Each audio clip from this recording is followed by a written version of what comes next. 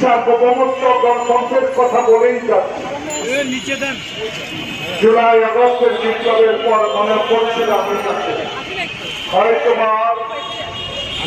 বিশ্বের বাংলাদেশের সম্মান অর্জনকারী প্রফেসর ডক্টর মোহাম্মদ ইউনূসের কাছে হয়তো কোনো কথা বলার দরকার হবে না।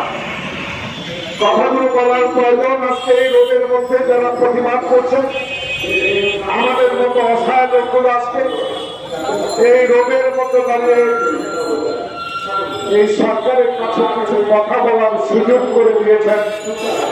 মুক্ত খোকনে রক্তে অর্জিত এই স্বাধীনতা, লেখার স্বাধীনতা, কথা বলার স্বাধীনতা, আজকের যে বিষয়টি যারা আমাদেরকে খবরদারি করে, যারা 16 বছর সেই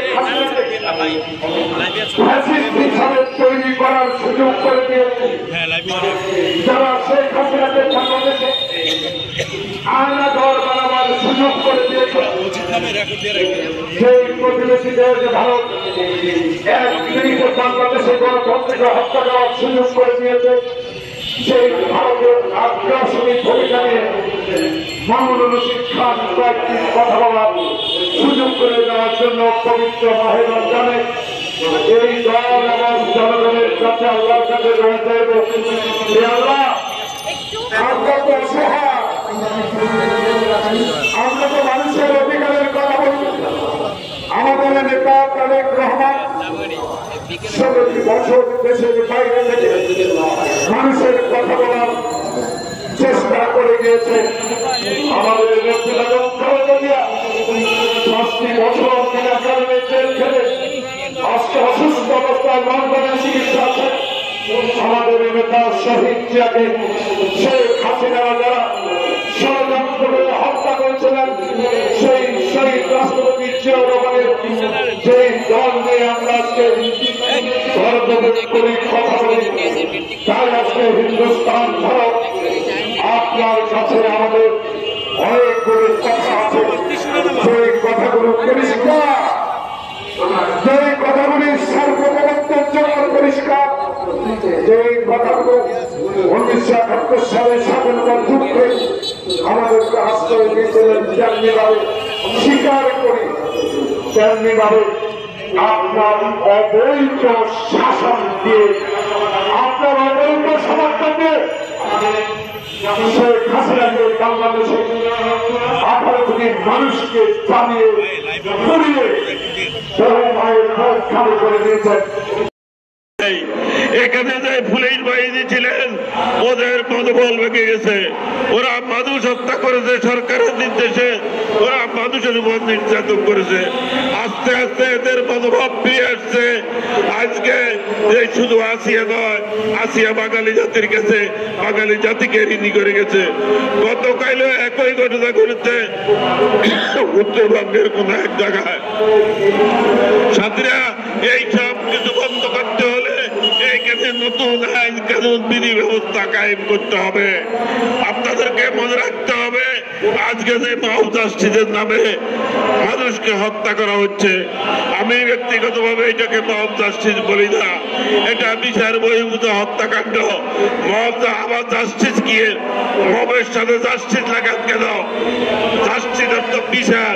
আজকে আমরা এইখানে এই বিচার বহির্ভূত হত্যাকাণ্ড বন্ধ করতে চাই।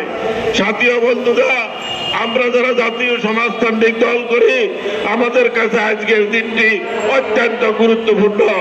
1974 সালে এই 17 মার্চ আমরা লক্ষাধিক মানুষ মিছিল নিয়ে আমাদের নেতারা স্বরাষ্ট্রমন্ত্রীকে একটি স্মারকলিপি দিতে গিয়েছিলেন। সেই দিন তারা গুলি করে আহত অবস্থায় আমাদের নেতা মেজর আবি জলিল, আশু আব্দুর রব, মমতাজ বেগম সহ অসংখ্য তাকে গ্রেফতার করছে।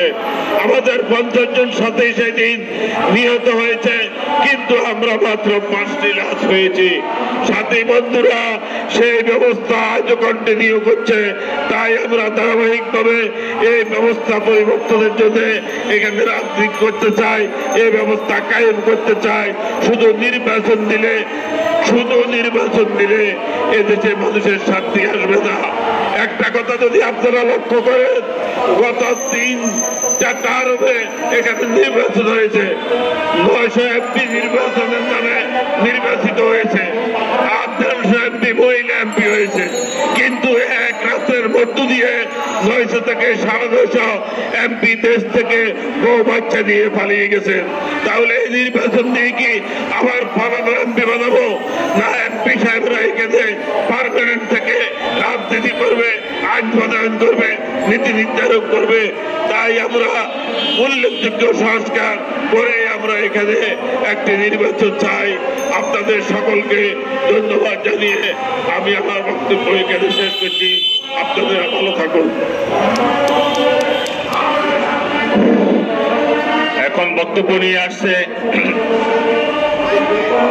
আমাদের রাজপথ কাঁপানো নেত্রী, জাতীয় সমাজতান্ত্রিক দল জেআইটির কেন্দ্রীয় কমিটির সিনিয়র সহসভাপতি, স্থায়ী কমিটির সদস্য জনাব মিসেস তানিয়া রব।